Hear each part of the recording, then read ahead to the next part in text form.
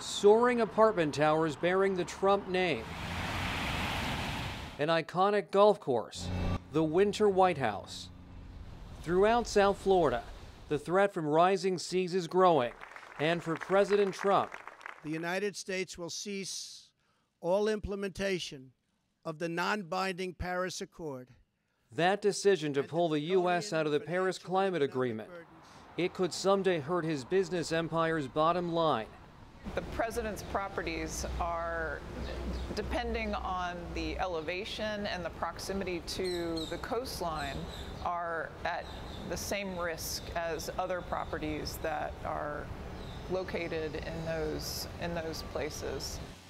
During storms, South Florida streets flood. They even flood when there's no rain, during king tides, unusually high tides. The president's properties here are in low-lying areas. Mar-a-Lago, his mansion and private club, sits on a barrier island. To the east is the Atlantic Ocean. To the west, the Intracoastal Waterway.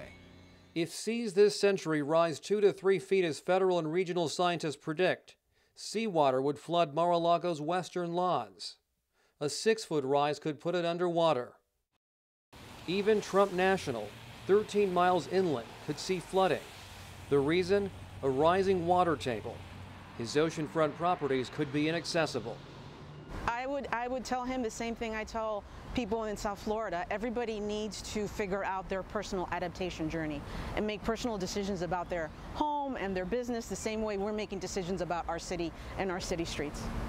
Despite the scientific consensus the world is warming and seas are rising, the president several times has called global warming a hoax. The White House isn't saying if he believes that, but there is serious concern.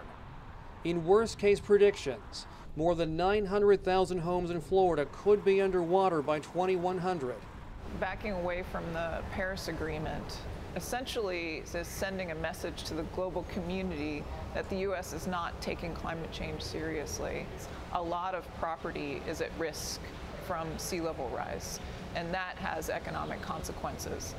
Losses could total in the tens of billions of dollars, devastating South Florida and the president's multi-million-dollar interests. Alex Sands, The Associated Press, Miami.